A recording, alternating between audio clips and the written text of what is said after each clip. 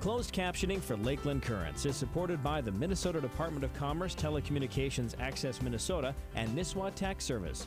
Nisswa Tax Service, tax preparation for businesses and individuals. Across from City Hall in Nisswa and online at nisswatax.com.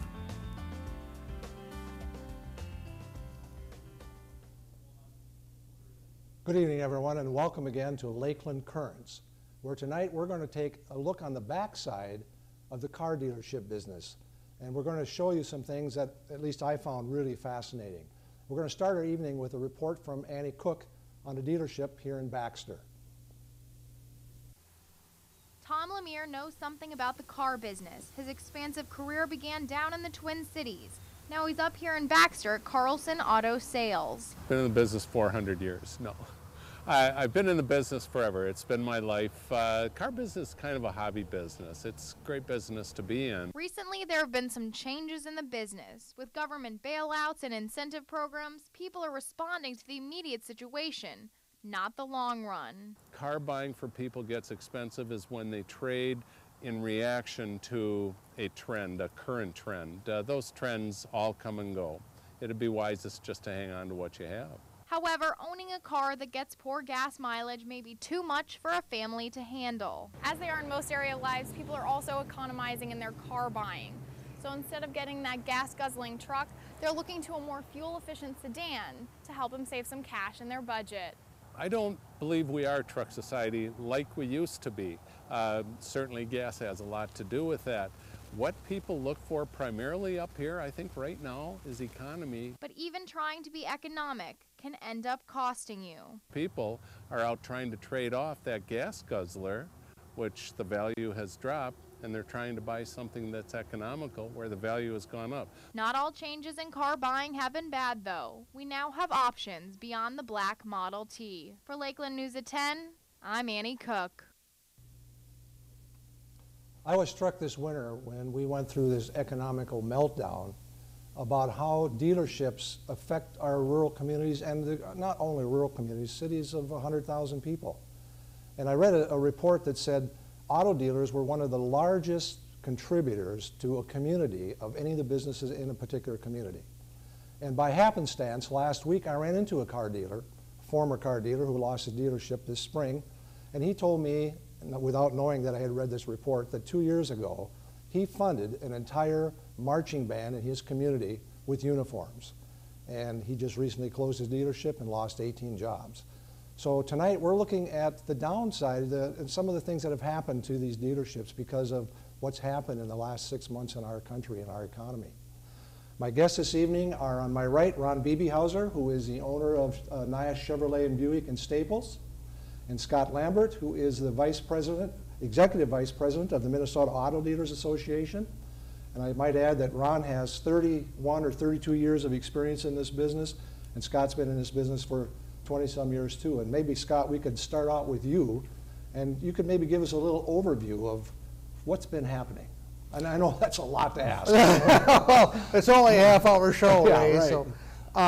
Well, you know, first of all, we have a big economic footprint on the state where there are just about 400 franchised new car dealers. They've got a GM, a Toyota, Acura. They've got some kind of franchise from a new car manufacturer.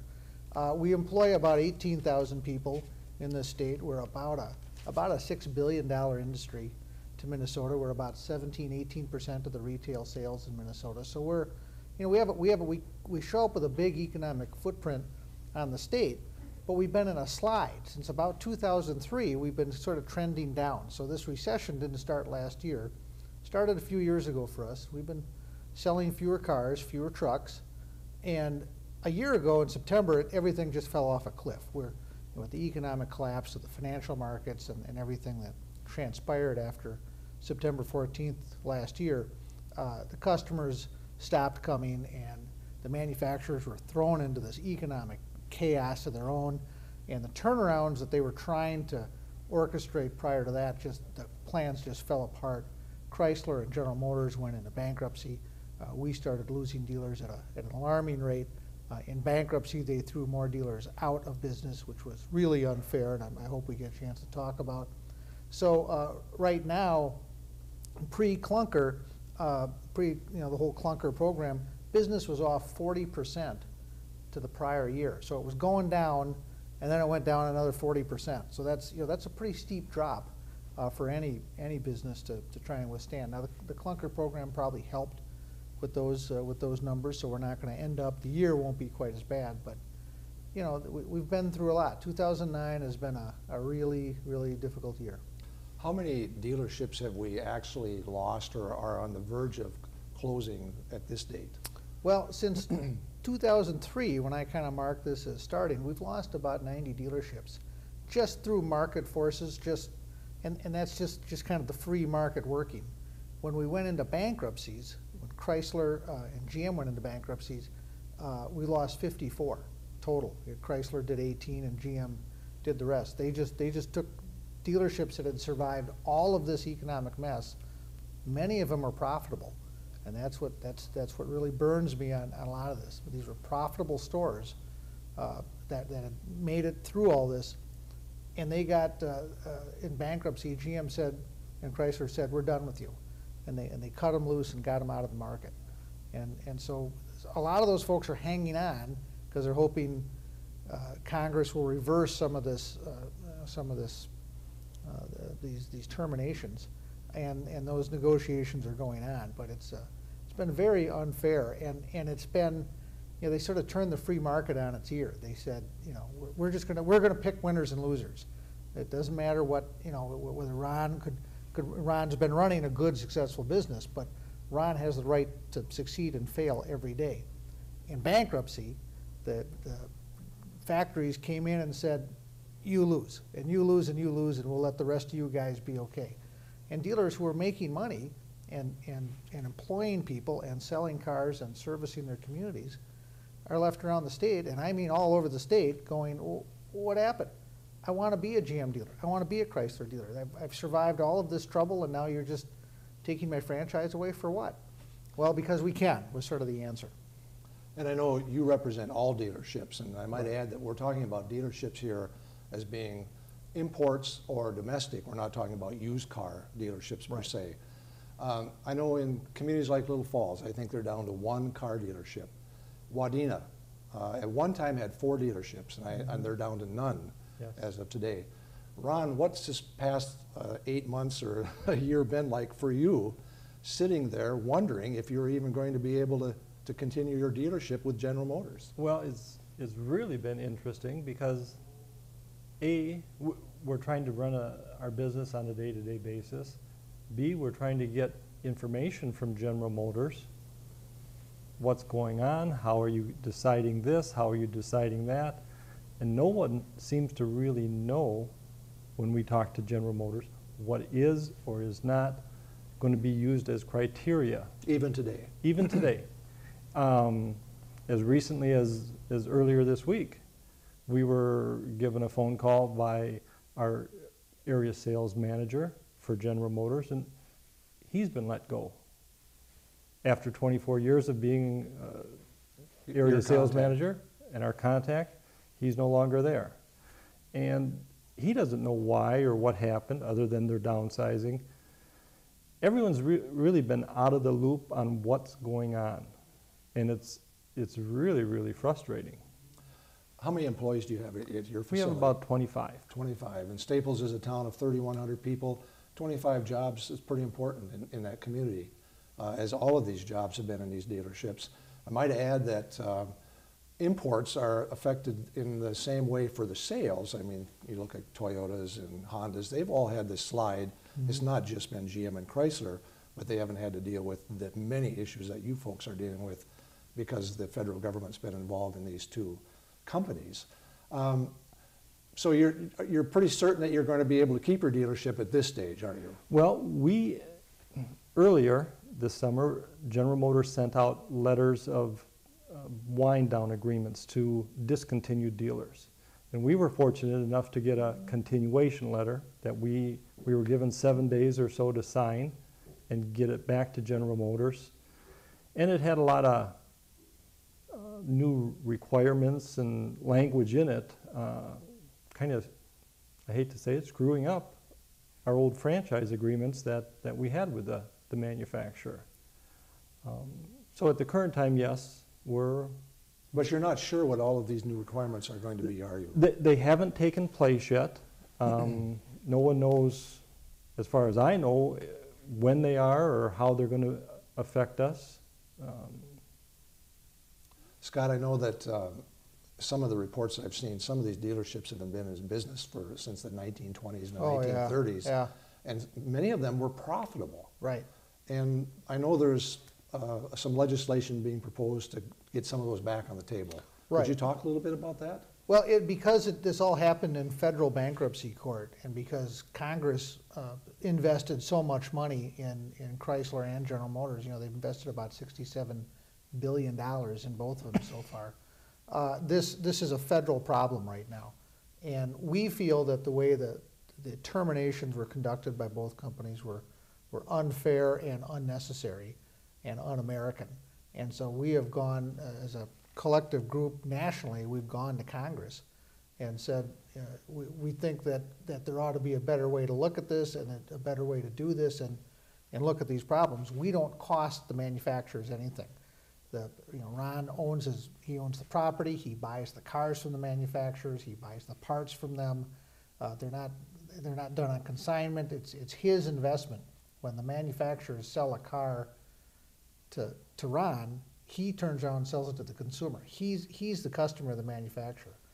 When they sell it to him, it's sold, as far as they're concerned. So we're a cost-free distribution system to them. We don't cost them anything. And we really think that, especially in GM's case, they used bankruptcy to take care of some old axes they had to grind with dealers, people who didn't participate in a program or who had maybe sued them in the past. I mean, the more we talk to terminated dealers, there always seems to be that common thread. They just simply got crossways with this company at some time because they objected to the way they're doing business. So we've gone to Congress and said we'd like to try and get some process to get these dealerships back. The U.S. House has passed legislation that would allow that to happen. And the Senate is now considering all of this. And my understanding is, we're trying to get co-sponsors on this. Our congressional delegation has just been fabulous. We've got most of the House members on as co-sponsors and had voted for the bill. Senator Klobuchar is a co-sponsor and a strong advocate for us in the U.S. Senate. We can't get Senator Franken on yet, but we're still hopeful to bring him around and get him to co-sponsor the bill. And there are going to be discussions next week with members of Congress and GM and Chrysler and members of the Treasury Department and representatives of the dealers to try and get to a non-legislative solution. We just as soon try and sort this out without passing a law. But lacking an agreement, we're going to press to try and pass a bill because I'm happy Ron kept his franchise, but 54 dealers felt that they were unfairly treated. And all they're asking for is the ability to compete in the free market. Just let me succeed or fail on my own without somebody else saying that I'm out. And so that's what we're trying to do. I think it's interesting that you say that when these dealerships get cars or trucks, it's their property. Mm-hmm. I think the impression was that these companies were sort of helping finance these when they were sitting on these lots around the country, and that's how they could save some money. It's not having so many dealers to be putting that out, that merchandise there, but that's not the case at all, is it? No, it's different, and I think that's what a lot of they brought in turnaround guys who weren't familiar with the car business and put them in the Department of Treasury and made them the auto task force. And yeah, if you're trying to cut expenses and you're Caribou Coffee and all the stores are company owned, well yeah, then you close distribution points and those are expense points. The manufacturer's distribution points were not expense points for them. We carry a lot of the cost and the distribution costs. We even pay to have the cars shipped to us. I mean, there's just no cost to what we're doing, and we own our own businesses. It's just a classic franchise relationship. So they took a different turnaround model and applied it to our business, and it just doesn't work. It's not the same. Do you find that there's a difference in how Chrysler has treated their dealerships versus GM, or is this issue pretty similar between the two companies? Well, Chrysler, yeah, it is different. Chrysler came in and took their terminated dealers and said, you've got 27 days to close your business. Yeah, some of these guys were in business for 90 years, and they had to close their business up in Just like that. 27 days, and that was it, and it was brutal and efficient, and they were done. GM came in and said, okay, we're going to give you other, 35 or whatever, we're going to give you more time. You have until October of 2010, so you're a wind down dealer, and we're going to pay you for something for the cars you have on hand, but you can't order any more cars, and you're not really a dealer, so start winding down your business. And then they took the participating dealers, and thankfully Ron's one of them, and said, now we want you to sign new agreements. And by the way, you're waiving a lot of your franchise rights in the new agreement. And that's got us pretty concerned as we kind of go forward. Now I got to say, Chrysler and General Motors produce top quality vehicles. It's not a question of the vehicles. These guys they know how to make cars. The product has never been better. And I still think these companies are going to succeed. We'd like them to treat the dealers a little bit better right now, but I still think this is still a business that's going to be important for this country and can make it. Ron, you were saying something about the new GM is maybe going to require you to take what they give you, as opposed to you're having more flexibility in ordering what you think you need. Is that a fair statement? That's my understanding.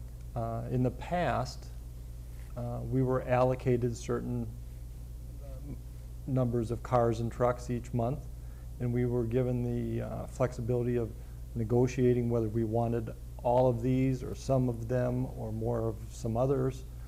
My understanding with the current agreement is they can ship us and send us whatever they want, and we're going to be at their mercy to sell their product in their quantities. Wow. Whether those products are conducive to our dealership and our customers or not. If I have customers that are looking for Suburbans and all General Motors is shipping me are Chevy Impalas, how do I sell that Impala to customers who want Suburbans? I don't. Could you still, I suppose you can still find them on other dealers' lots and exchange that way, but that's expensive. There's costs associated with those as well. Wow. Well, what do you think the cash for clunker has done for dealers, and maybe has it hurt dealers in the long run, or do you think it's been a positive in Minnesota? Ron, how do you want to answer that? Well, my feeling personally was that our business was coming back on a gradual basis. The cash for clunkers did give us quite a spike in our sales, but the aftershock of that is when it comes up, it comes down, and I don't know that in the long run we're any better off. It certainly sparked a lot of excitement and enthusiasm from some of the people, some of the customers out there. From the dealership standpoint, also though, there was some pretty trying times on all the documentation and all the dollars that we had sitting on the table waiting to be reimbursed from the government. Is that coming through? Are dealers getting reimbursement? My understanding is just about everyone's paid by now. Okay. So they said they'd pay everyone by the 30th, and kind of a spot check showed everybody is getting paid up. So they've made good on that, finally. I know that for years, General Motors was connected to GMAC. Was their finance arm that helped finance new cars. Now you said that, one of you were talking about that earlier, that whole process is flipped upside down. Maybe you could talk a little bit about what that is. It's odd. There's all these events have happened, and this has been one of these kind of below the radar events, but has had huge ramifications to the business. The big New York company Cerebus that actually had bought Chrysler came in and they bought GMAC, and GMAC was what we used to call a captive finance agency. It was owned by General Motors, and it did a lot of mortgages, but it also financed the inventories on dealer lots. They did 70% of the car business in the country was done by GMAC. Wow. And so it was a huge bank and really specialized in this kind of unique business of, because they've got to loan dealers money to buy the cars from the manufacturers, but the stock rolls over quickly. So it's a specialized banking business, and they did almost all of it. And Cerebus bought them from so now they're not attached to General Motors anymore. And it used to be what guys like Ron, it was one and the same. And they worked with the company to try and make sure everybody had the stock they needed and the terms they needed and that sort of thing. Well, then when they bought them, they unfortunately bought a lot of the derivative mortgages that brought all these banks down. Nobody saw that. They spent millions of dollars on due diligence, and nobody saw the bad mortgages in their portfolio. So when all this suddenly came crashing in, GMAC discovered that they had the same problems as every other bank. So what did they do? They turned to their customers and said, well, I'm going to make my problems your problems now. And they started imposing really difficult terms. They're all trying to wrench money out of their customers to prop up their own bad balance sheets. So now these are just banks. They're not captive auto companies anymore. They're just banks. They don't really want to be in the auto business anymore. They've become very difficult to deal with. Any alternatives that Ron and other dealers used to have, they don't want to be. Nobody wants to be in any business that has any risk anymore. So we're having a really hard time with that part of it. Now there's lots of credit for consumers. If a consumer wants to get a car loan, that's a different business, and there's lots of that available, and we can take care of consumers if they show up. But it's been more and more difficult, and just by that I mean more costly for dealers to engage in the business with a bank to fund their own business. Have I got that pretty much right? That's pretty much spot on. So you look at the lots on these dealers, and it's going to be more and more difficult possibly for them to get financing to get that material onto their lots. Correct. That's right. Wow. There's just one more thing, because there isn't enough going on. We just had one more thing happening in the business. Wow. It is interesting though that a lot of even our local banks will say, we have money, we can lend it out. In the past, they'd be more than happy to lend Ray or anyone the cost of the vehicle, plus taxes, plus licensing, plus some other ancillary items. Now, they've got the money, but they want more down payment, shorter terms, higher interest rates. It's there, but it's not. It's getting tougher. It's there, but it's not. Wow. You were talking a little bit about the bankruptcy courts and how it's becoming almost un-American. Yeah. What's happening? Could you just elaborate a little bit about that? We all have franchise. All the states have franchise laws that protect the dealers' investments. The dealers make these terrific investments in the communities. They buy the property and they make investments that they can't just pick up and move easily. So we have franchise laws that say things like the manufacturers can't come up and open a competing dealership across the street, and they can't terminate him without cause. So it says things like that.